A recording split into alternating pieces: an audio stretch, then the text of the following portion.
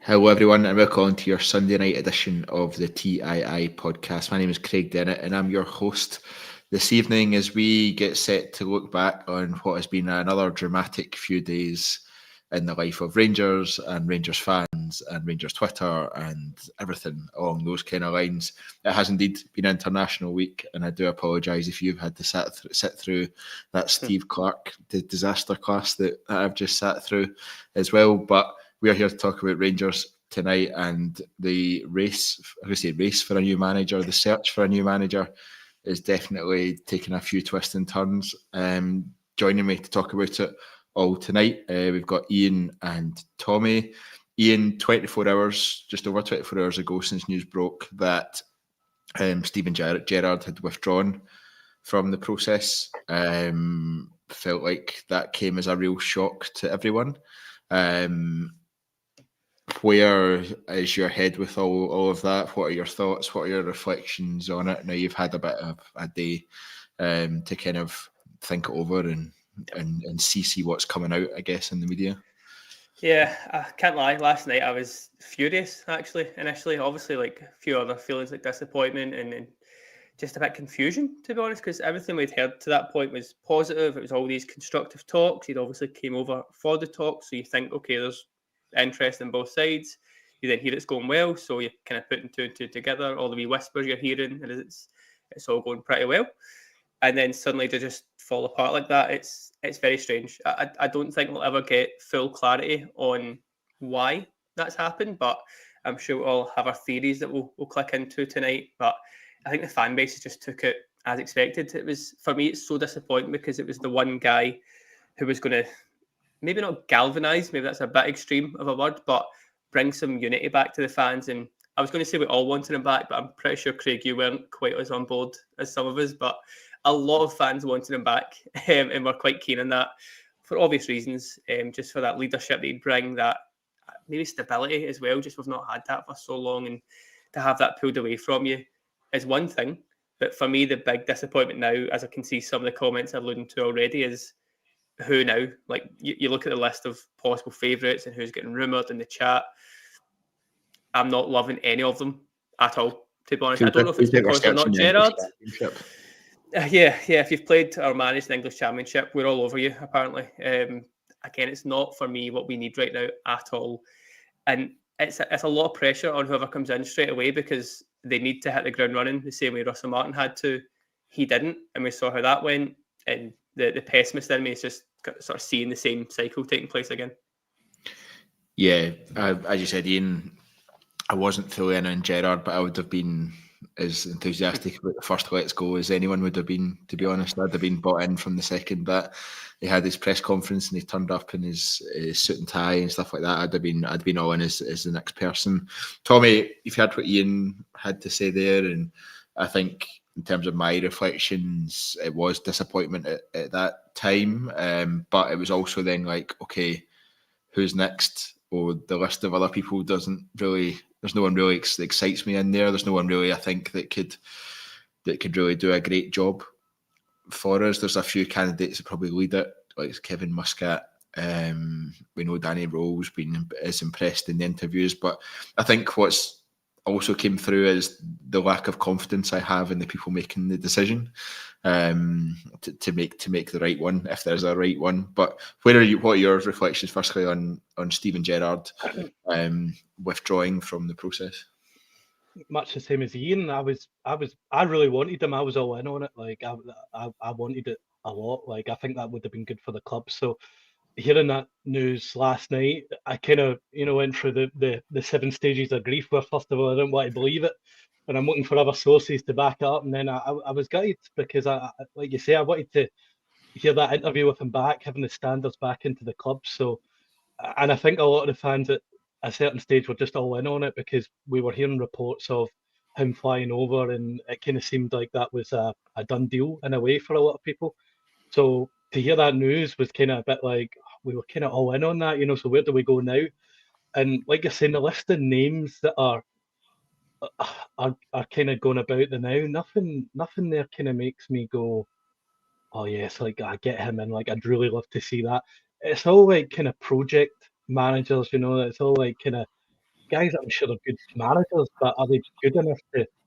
You know what I mean? A couple of games with Sheffield Wednesday, is that enough to get you the job at Rangers? Is that where we're at now? Do the kind of owners feel like they're treating us a bit like Leeds? You know, like, and that's an appointment they would probably get in for Leeds. You know, when they were in the Championship, that's probably the kind of manager that they would go for them. Are they kind of just thinking the same for us? They need to realise that it's a different prospect for us. We're a different club. We're a different nature to Leeds. No disrespect to Leeds as well, but that's the kind of profile that I would probably suggest for Leeds and not us. So that's kind of where my concern is with it. Yeah, Ian, I think instantly a sort of reaction that I saw online was very much focused on, there we go again, the board's a shambles, the owners are a shambles, everything's a mess. Where does the blame, where do you think the blame lies?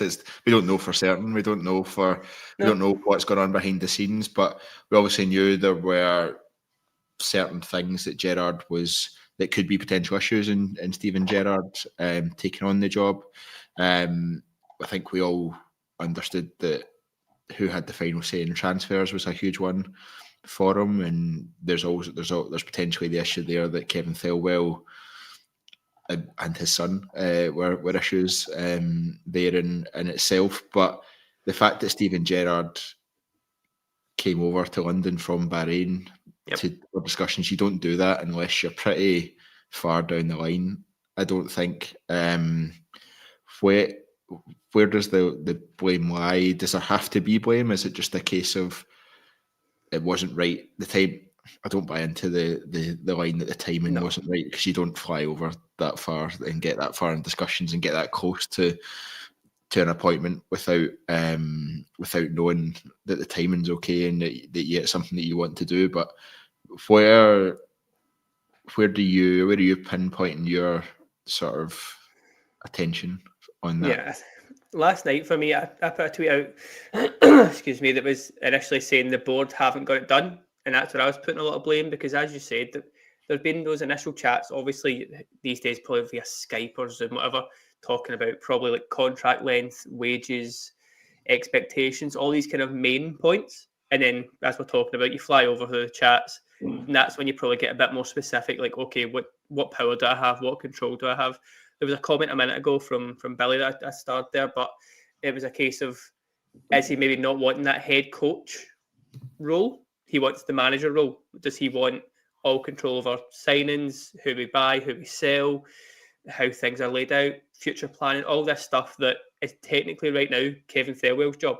And I was quite big on that kind of role being at the club for a while, obviously before all this Russell Martin stuff even happened, but I thought we need a guy in there to try and manage that, to then have a succession planning for managers over the years, and that's how you try and build some success. But a guy like Gerrard, probably quite rightly, isn't going to come in and have that power taken away from him. Like, he's not your like coach. He's not going to come in and necessarily make the players better. He might give them sort of a bit up the arse. He might shout at them. They might be okay tactically in some senses, but I think he would need that full control, and that's probably for me where it's fell down, because I don't really see how else, like you're saying, would come to the table unless that's the point. And there is obviously issues with tax, and obviously he's been in Saudi, lives in Bahrain. I don't know exactly how that works, but I'd imagine he'd be done quite a lot for tax. But being the size of club we are, with the backing we have, I can't imagine that the board wouldn't try and meet halfway. If say Gerrard's losing a couple of million moving back so soon, do we give him an extra million?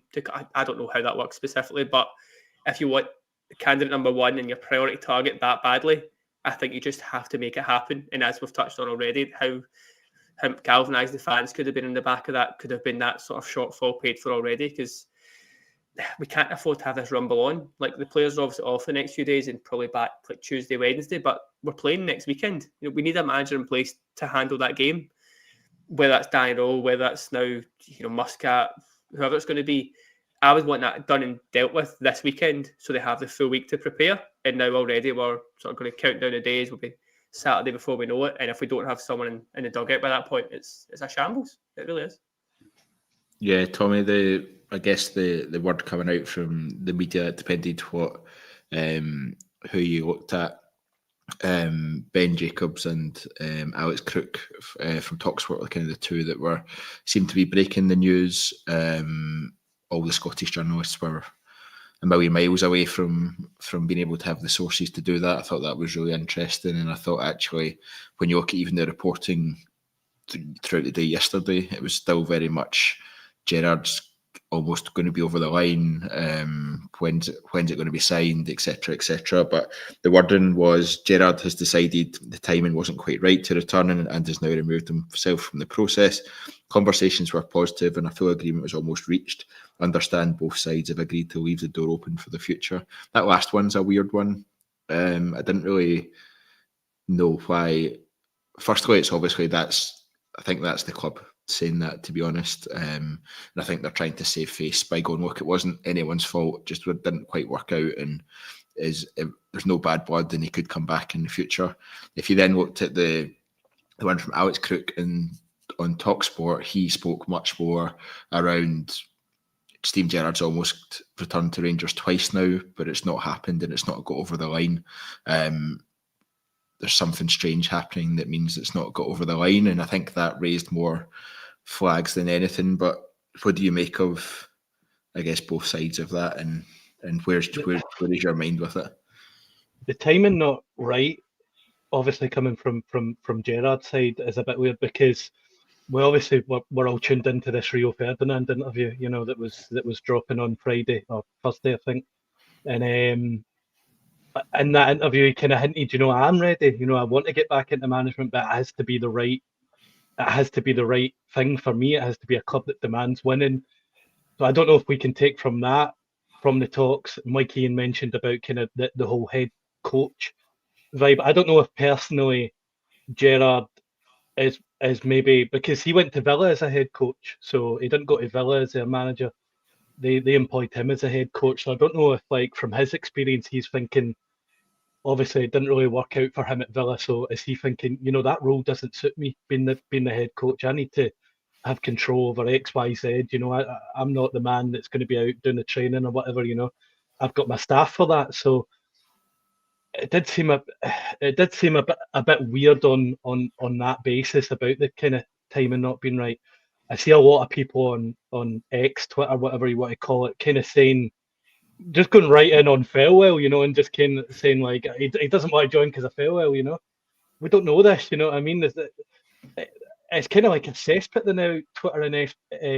You've got all these people that just want to be in the know, and they're just saying certain things that just isn't true, so people get the retweets and the reposts and whatever.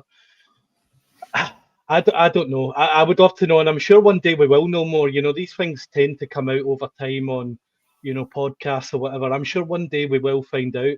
Maybe Jermaine Defoe will go on Instagram and tell us what all that was about one day. I don't know. He's on the ban list now, by the way. He's furious for this weekend.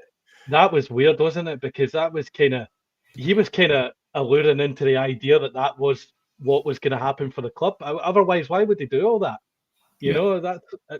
I'm not on social media, so I don't know. But has he been as active the last couple of days? I don't know. Like, I don't know. You guys might have him on Instagram. Yeah, I think he went to a family wedding or something like that. I think it was eventually. Right, okay, so yeah. So that was silly. Like, that was a bit silly from him, because that just gets the fans excited. That probably points to the fact that it was. Like, I'd imagine he would have been part of the coaching staff. That's what I've read again the last couple of days, that all that was sort of agreed as well. So it's not as if he couldn't get a certain coach, so didn't want to come now. Everything seems like it was penciled in. The Steve Holland stuff was there. Gary McAllister's interview was there. Everything just completely pointed to this is happening. And then everything was aligning like perfectly. Like, that's what was weird about it. Like, it seemed like such a stick on that it was happening, Actually, I'd love to know, like, the actual ins and outs of what genuinely went on, but obviously the club would withhold that from us. So, let's say it'll take maybe Gerrard in a few years or somebody else that was involved in the process coming out in an interview or a podcast, the way that they always do, 10 years on, and they'll speak about it. So I'm sure one day we'll know the truth, but for just now, it's just all speculation until anything comes out, that this is what actually happened. But I say we just need to focus on who's actually going to come in now. Like I say, it's a bit of a train wreck. I don't know who I want. Like, based on the names that are there, don't know who I would want, because none of it would make me go, I can't wait to go and watch this next weekend. If we got Gerrard in, that would have been a sold out Ibrox, you know what I mean? But see if we get Danny, is it Danny Rowe probably the favourite at the moment? If we get him in, I don't see that being a packed Ibrox. Yeah, I'll people being excited for it. I'll come on to the list of names in a second, and we can kind of go through them one by one and try and figure out what our own opinion is of each of them.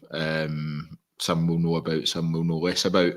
But Iain, just before I do, obviously the club has put this structure in place where Kevin Thelwell is a key part of it. His role specifically around transfers. Obviously, he deals with a lot of the other parts of the club as well, not just the first team, but focusing on his first team responsibilities at this moment in time.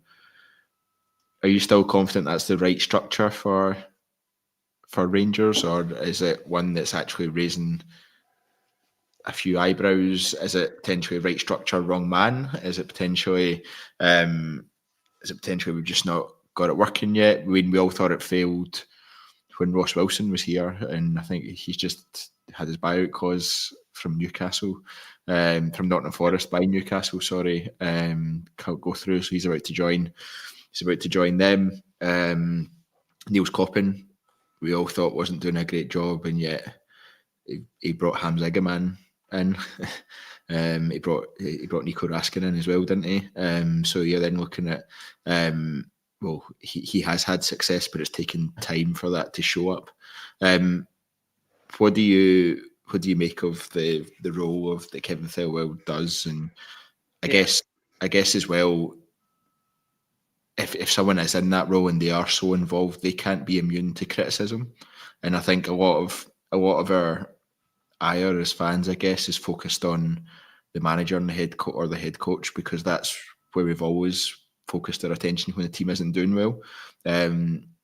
I think Kevin Thelwell from here on out, he already is, but from here on out will definitely be under the microscope for what he does. Yeah, it's a really tough one, because I said before, I think the structure on paper is okay in terms of who we've got doing what, if you get the right head coach in who knows the role, kind of thing. And it's a tough one, because I think you need certain people to do that role. And as I said, Gerrard didn't quite fit that for me, because he's not a coach. He's a leader. He's a manager. I've seen people in the last few days saying something that I'm starting to agree with, to be honest. And it's maybe like the Rangers die in me kind of thing. But we need somebody in charge who not gets it. I'm not going to say the classic phrase, but someone who is that like figurehead who comes in and it's just like, right, I'm in charge. I'll take the blame when it goes wrong. I'm the guy who's defending the players, all this kind of stuff. But this structure doesn't really build to that, because quite easily, whoever your head coach is can say, oh yeah, it's not going well just now, but I'm not signing the players. So, the blame goes upstairs from me. And likewise, that guy can say, well, hang on, I'm signing the players, but you're training them. There's not really a specific person to blame. So it really has to work perfectly. And obviously, so far, Thelwell's biggest, I was going to say signing, but his biggest decision has been to bring Russell Martin in. And we've all seen how that's went. So the next phase of that, and this is the thing, because people can make mistakes. People can make the wrong hire. It's not just been Thelwell that got Russell Martin in. It was obviously a collective thing and the most thorough interview process we've ever heard of by the sounds of it. But you can get that wrong once and then still fix it. If you get it wrong a couple of times back to back, you are done. Like, I think the comments are saying it pretty clearly. People would happily see Thelwell leave tomorrow, and his son and his niece and nephew, whoever else he's brought in the club recently. But all the blame now is going on to him and Patrick Stewart.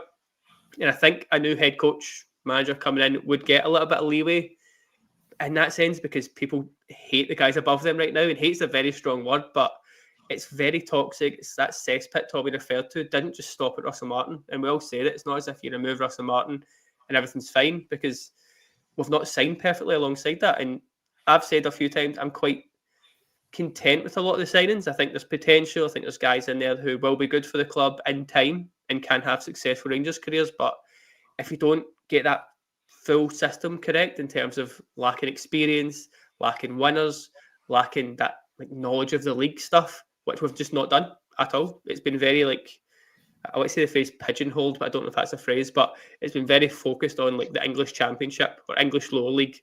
That's where we're signing our players from. That's where the managers came from, all this stuff. Whereas, you know, the classic names that have come up recently have been like Shankland or the boy who's at Hibs, whose name I've just randomly forgotten. But there's a few players there who could have easily come in this summer. And it was, I think, Thelwell pulled a couple of those deals as well. So it's just a case of, well, you're not signing the right players. You've not brought in the right manager. So yes, the structure might be perfect on paper, but if you've got the wrong people in any of those different functions, then it's going to fall apart, as it has done so far. And it just makes this next appointment so crucial for any long-term future that Thelwell, Stewart, even the owners are going to have at this point.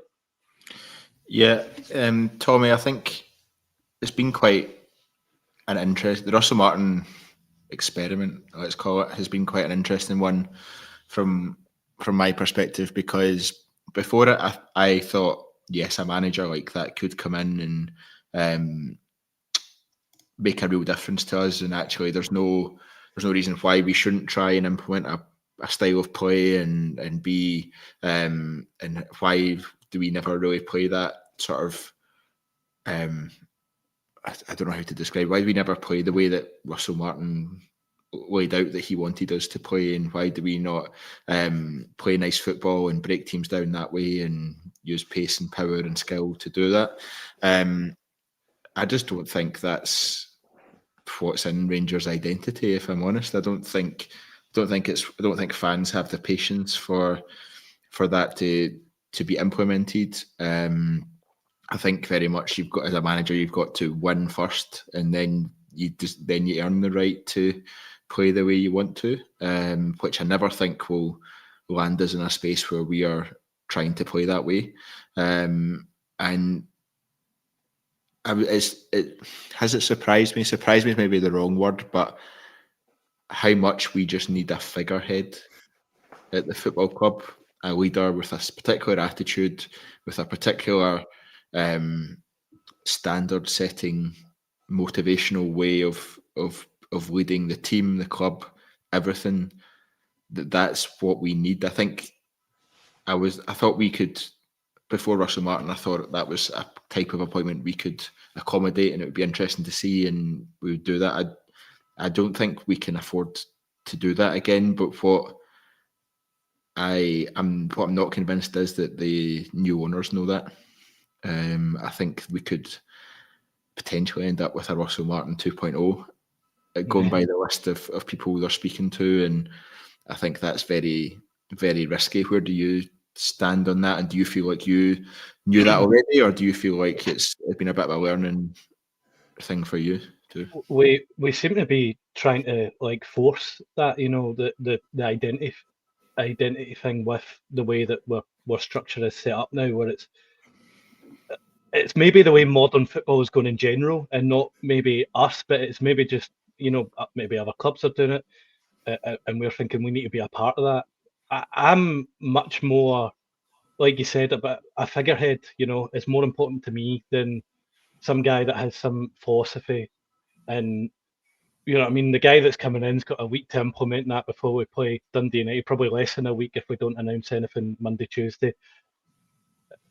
You're just in a losing battle from the get-go, because, you know, you can't properly implement that. You can show signs of it or whatever, you know, but for me, what I was kind of excited about Martin coming in the summer was the fact that this was the first time since Gerrard that it was just a blank sheet for a new season. It was a manager coming in, he got his pre-season, none of this, like, he got a little bit at the end of last season, you know, he done all right, but like, we're concerned about this, X, Y, Z.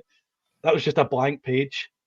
And now we're back into this sort of cycle of, it's a horrible time to take over a job, because realistically, the season's done, but we as fans won't ever accept that the season's done. So a new manager comes in, still performs bad. We're still not going to be happy about it, regardless of what's happened previously. You've got a big cup game in the semi-final against Celtic, so straight away there's going to be huge pressure on whoever comes in. If you've got a head coach and not a figurehead, I don't think they'll be able to handle that kind of pressure of losing that semi-final to them. coming out and having to deal with the backlash of it. Whereas if you had a figurehead like Gerrard, we could still go into that game and get beat, but the feeling wouldn't be as bad for me as, you know, some guy banging on about philosophy and we had, you know, 3xG, but we couldn't put the ball in the net or whatever, you know. But is there any figureheads out there for us aside from Gerrard? That's what I'm saying. From the names that I'm seeing, nobody really.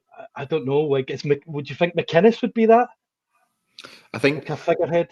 I think, to be honest, right, I'll run through the list of names that are kind of on the odd. So I'm using odds checker here to just with the latest ones. Danny Rowe is the quite clear favourite at the moment. Actually, odds on in some places as the favourite to be next Rangers manager. Slaven Bilic after the rumours today. Kevin Muscat has always been there. Raphael, I don't know how you pronounce his surname, Vicky, I'm going to say, or Vici. Don't know anything about him. First time I've seen his name. Derek McInnes, Graham Potter, Gary O'Neill.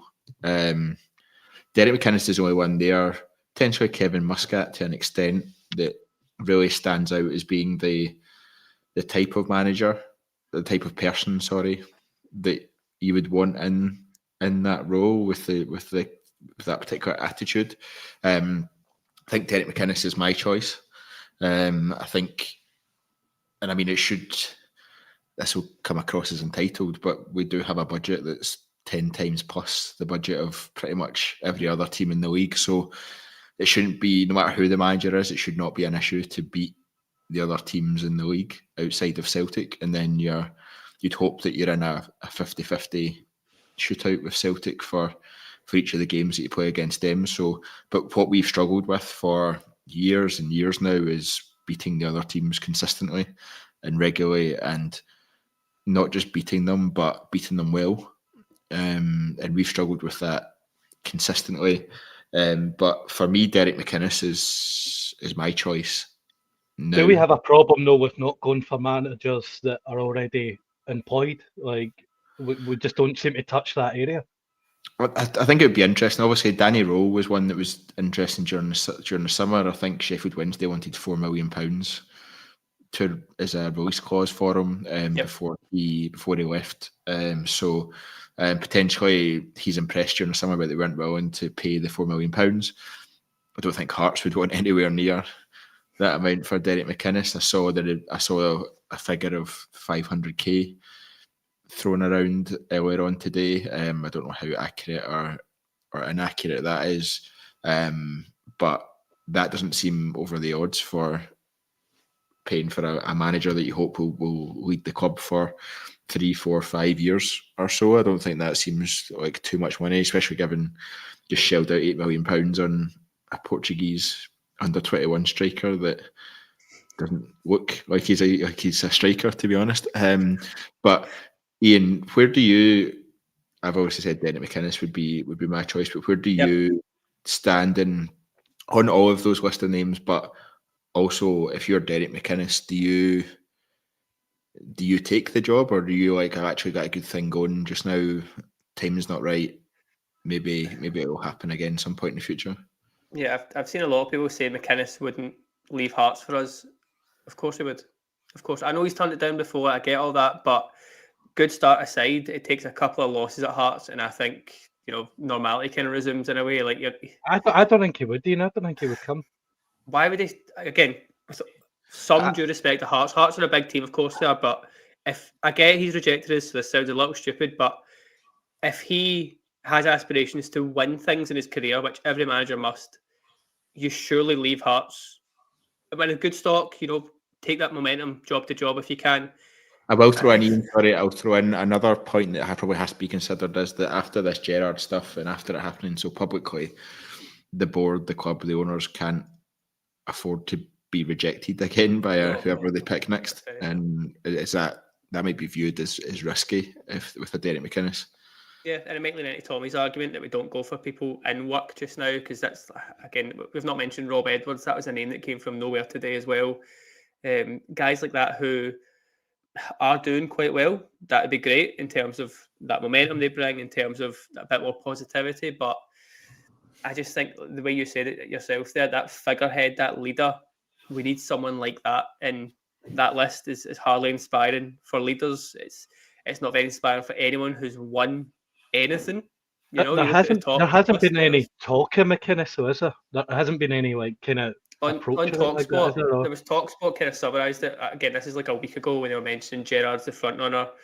There was a mention in that from the same journalist who broke the kind of stories initially that McInnes would be interested but wouldn't go out his way to, like, he wouldn't apply for the job, he wouldn't come forward, he would kind of wait and see if we came to him.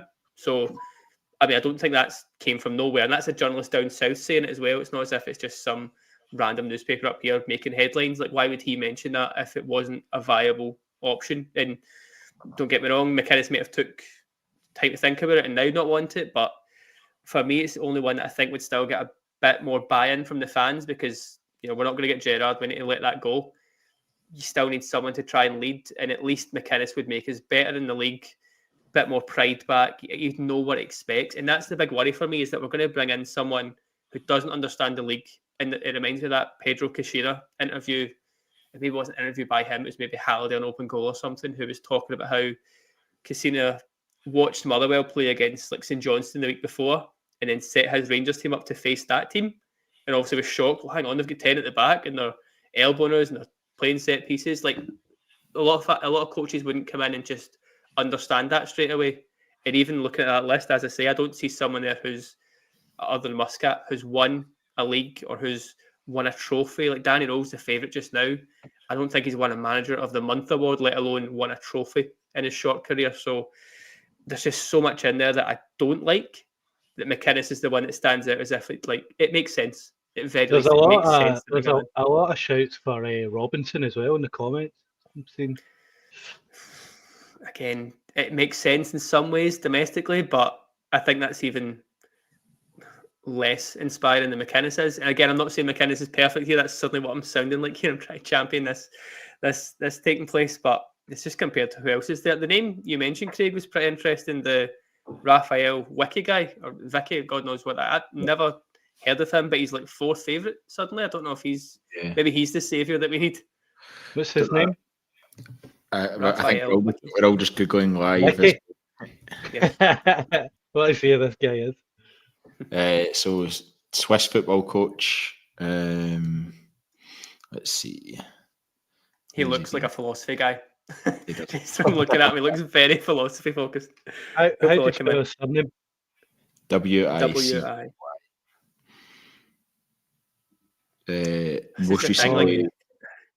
Most recently Young Boys manager, I believe. Previously managed Basel, all through their youth up to the first team. Also managed in America, USA under-17s and Chicago Fire, I think. Is that what they're called? That's the TV show? I can't remember.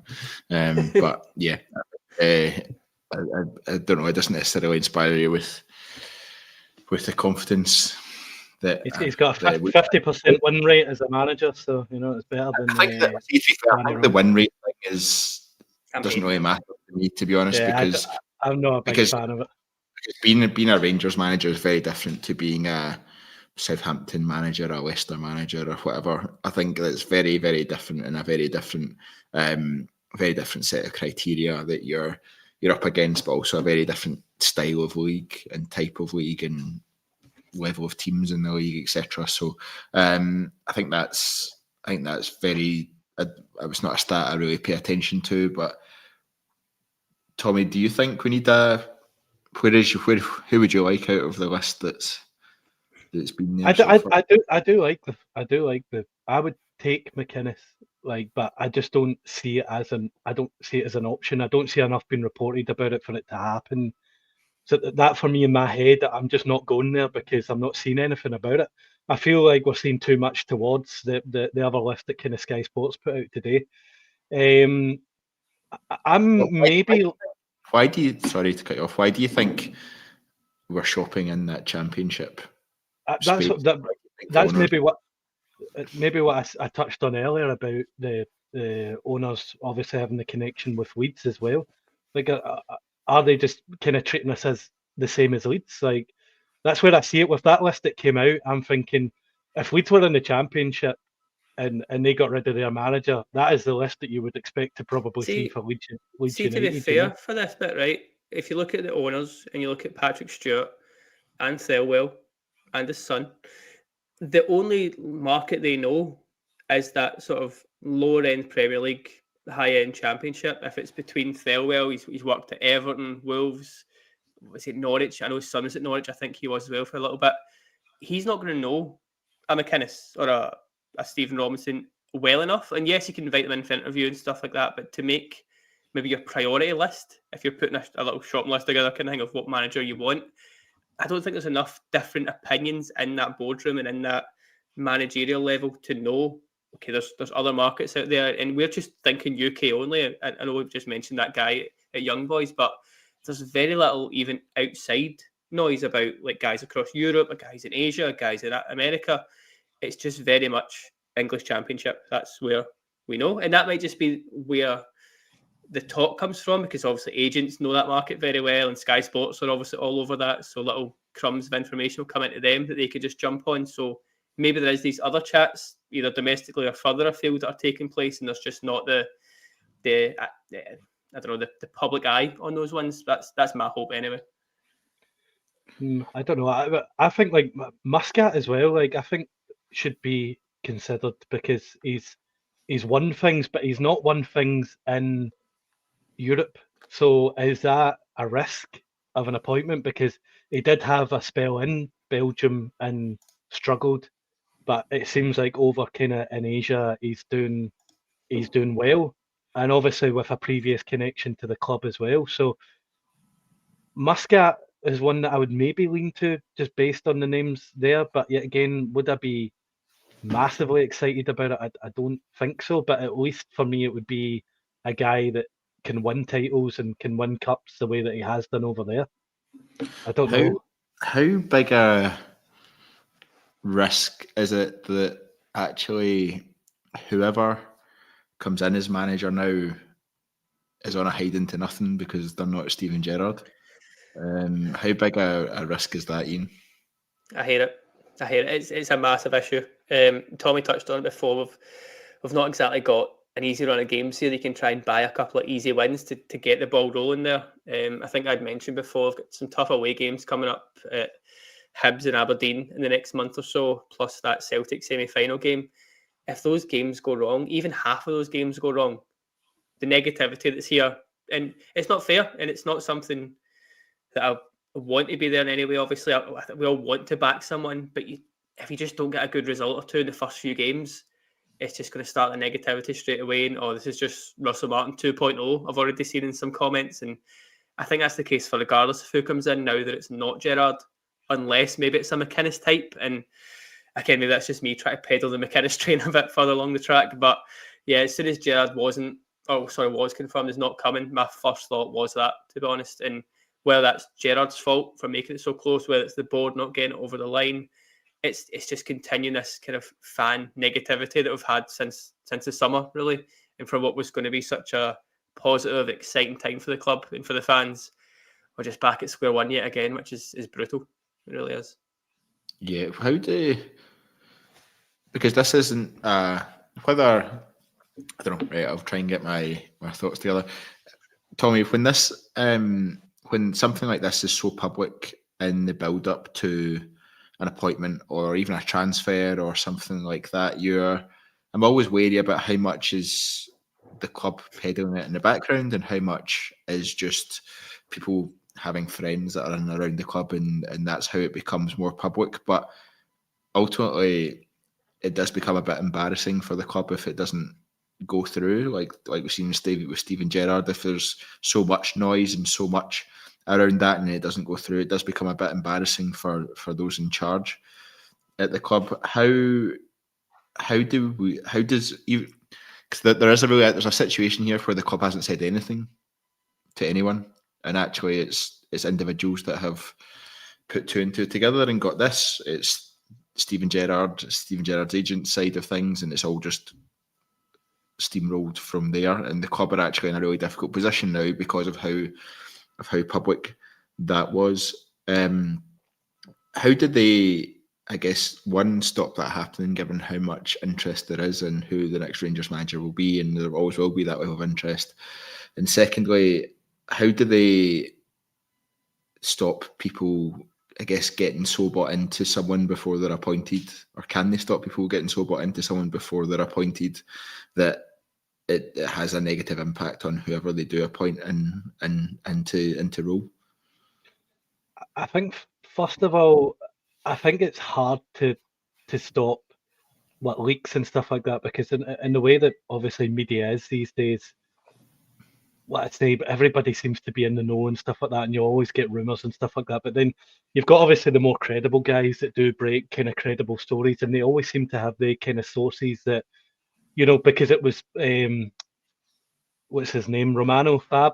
He obviously reported that Gerrard had held talks and stuff like that. So guys like that will always get sources. So we'll always have that information. I don't think you can ever withhold that kind of information. You can't stop people getting excited about it. If you read a tweet from that source that is looking like that Gerrard's going to come in, you're going to just be all in on the information that you're reading. It's the way that world football is right now. You go on that guy's page, refresh it, and he's just got a vast information on a vast amount of clubs, who's going where, even on transfer window days and stuff like that. And it's just relentless tweeting about this kind of stuff. I don't know, we've obviously got, I feel like a lot of more our credible stuff will come from, is it Rangers Review, that they kind of put out a lot of the stuff. I feel like kind of when it got to Saturday, and I think we had kind of a tweet from them saying that it was kind of like a calm down tweet, because it was kind of like, yes, Gerrard has held talks, but other people have interviewed. So it's kind of like, yes, we have spoke to Gerrard, but everybody calm down. There's more names on the list. So I kind of feel maybe that was maybe club driven to kind of be like, you know what, this might not go through. And at that point, we need to protect ourselves with the contingency that other people are being interviewed. So I don't know. That seems to be where a lot of the kind of Rangers fed information comes from, and let us say other kind of the guys down south seem to be reporting the other things, really, So I think what they put out is what Rangers want us to read, and then I think obviously down south they'll just report what's actually happening. I think that's what we're seeing with it, Iain, where does the club go next? It feels like we, without question, because he was sacked at the start of an international break, you've got 2 weeks to find a new manager before we take on Dundee United this coming Saturday.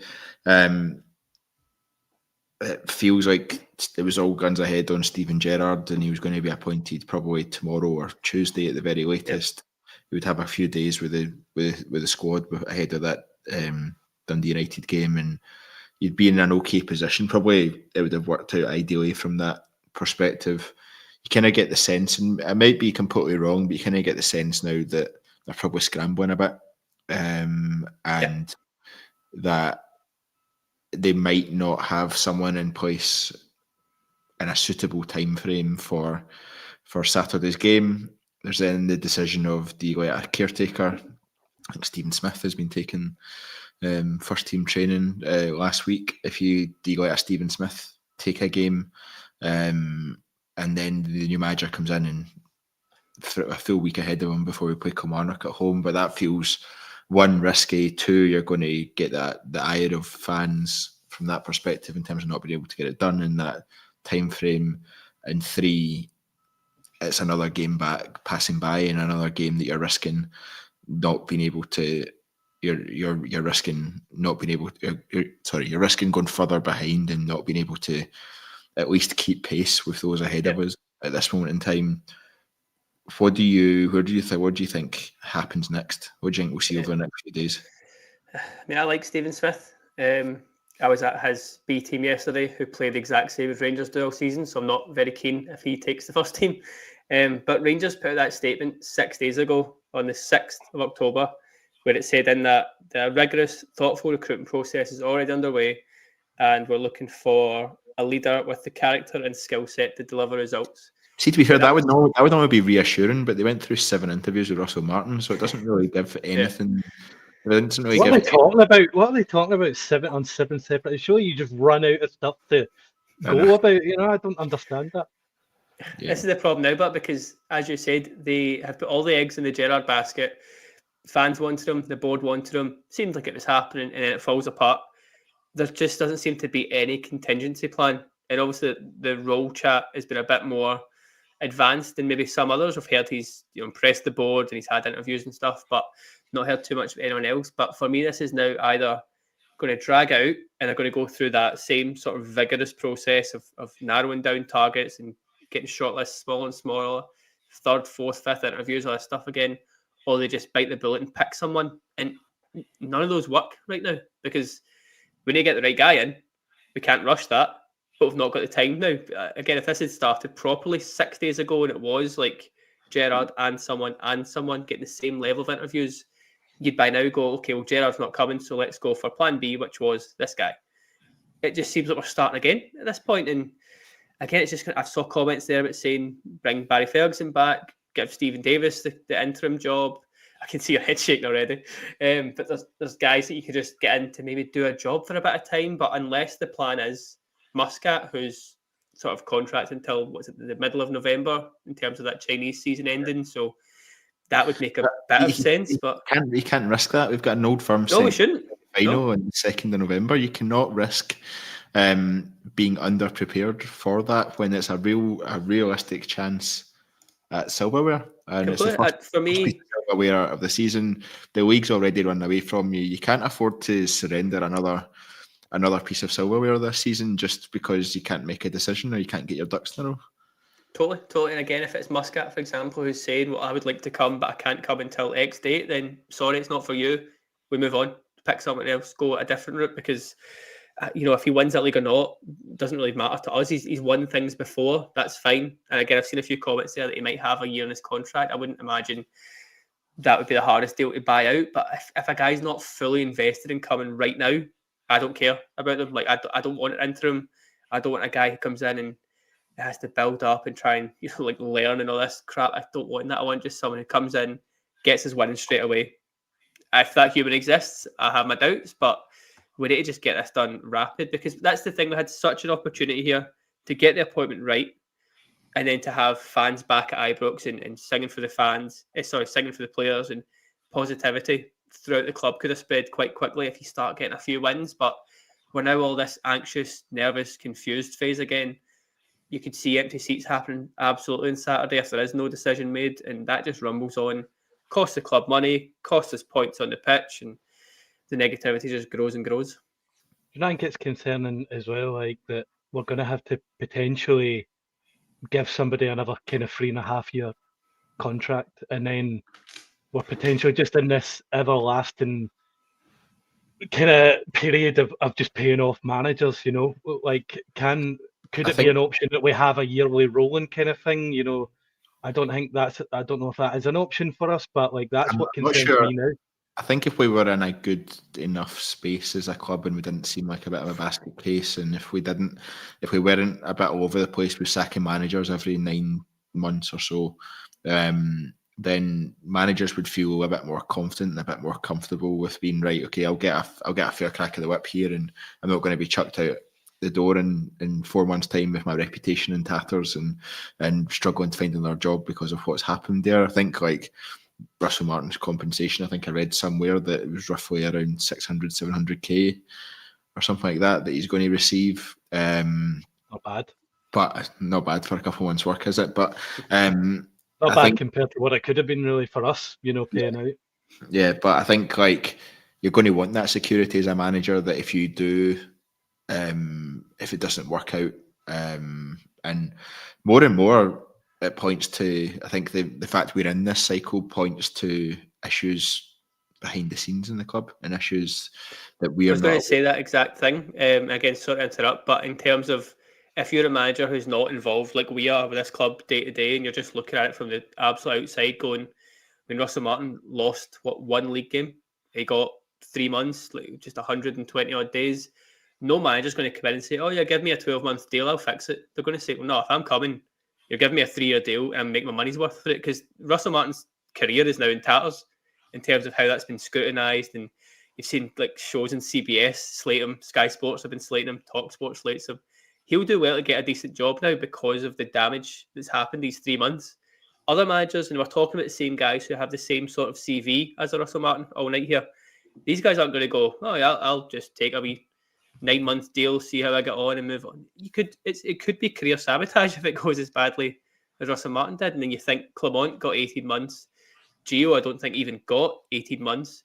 We're suddenly becoming like a Watford type sacking club, despite having 150 odd years of prolonged long-term managers. We gave Clement an extra year out of nowhere as well, like which was it just points to more. It just doesn't make sense what we do at the higher levels.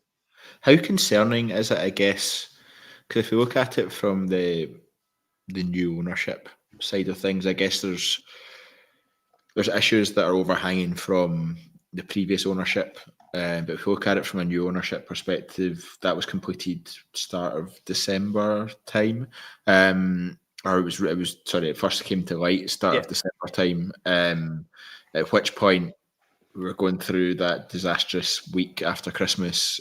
We then went through a kind of stop-start January, get punted out of the cup by Queen's Park, and yet it seemed that they weren't willing to sack the manager at that point, and they wanted to continue probably to the end of the season to then get their own person, I think was kind of the consensus around that point. It then reached the stage where it was completely untenable. They couldn't continue to have the Philip Clement as manager.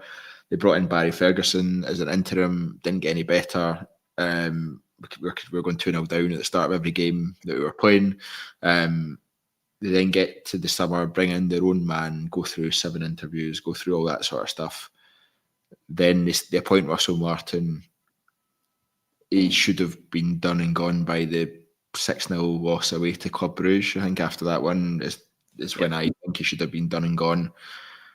Again, they hang on for 3, 4, 5 weeks, sacrificing who knows how many points, sacrificing winnable games in the Europa League, and they only make a decision when it's so untenable that there's fan groups blocking the team bus from leaving an away game. Like it should never reach that stage. But how concerning, I guess, is that, Tommy? I guess how concerning is that from this isn't quite going as smoothly as I thought it would, or how this isn't quite going it's not quite as refreshed as I thought it would be from how it was beforehand? I say it every week, really, don't I? Club's a joke, really, isn't it? I mean, I don't know what the direction of the club's going to go in from here. Like, I'm really worried, about how the rest of this season now plays out. I don't know what the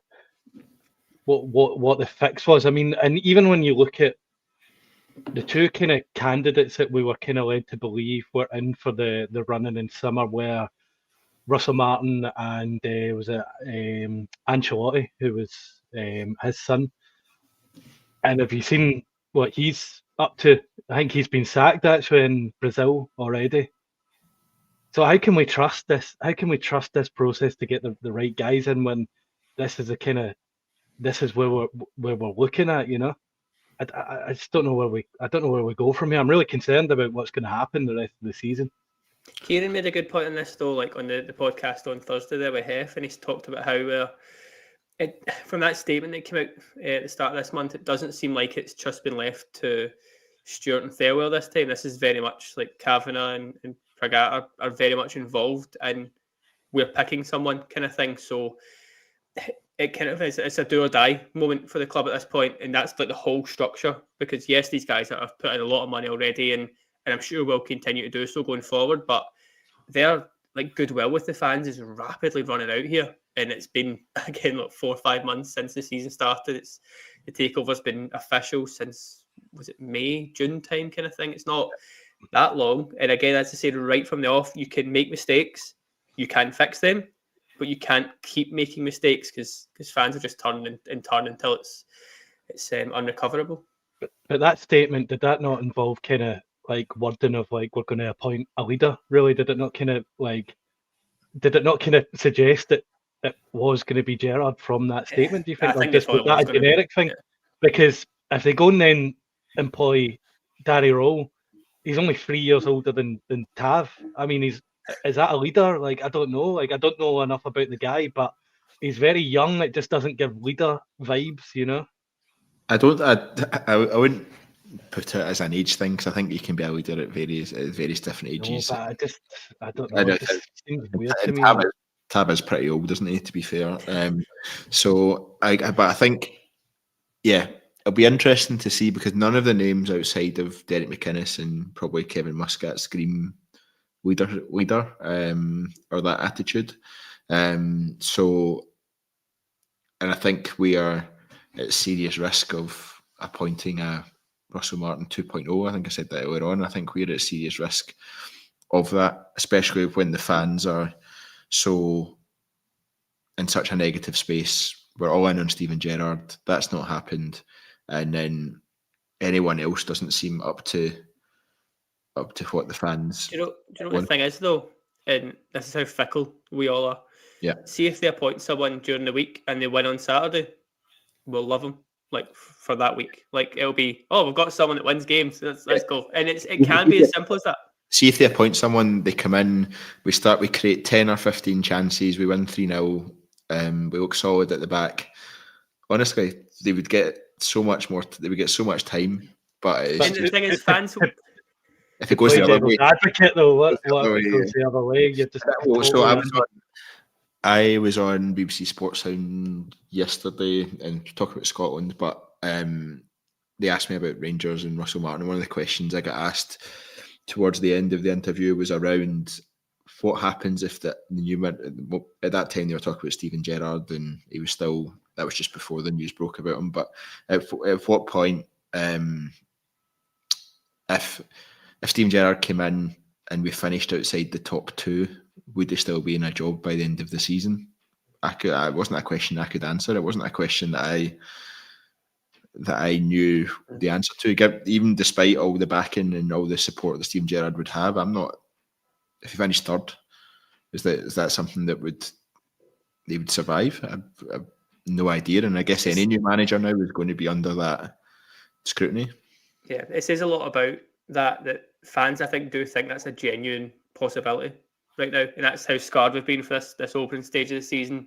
I think we're 11 points behind Hearts, is it? Yeah, and I don't. Again, I said this last year. This probably exact time last year, the chat was, can Aberdeen do a proper job? And I went on record and said, no, they can't. They'll fall apart. Delighted that they did, obviously. I just think Hearts are quite similar.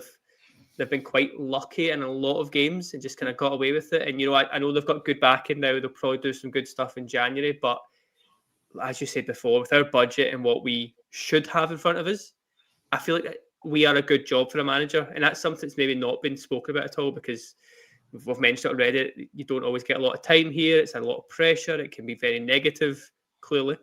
But this is something that, again, is missed quite a lot, as I say. If you come here and do win those games and just get us in a win and run, make us more solid at the back, but more importantly for me, get some goals into this team. And again, on paper, we have guys that score, we have guys that should be able to create. They just haven't been used in that way at all with Russell Martin. And I think it's because he's so extreme, that like possession and risk-averse way that he played.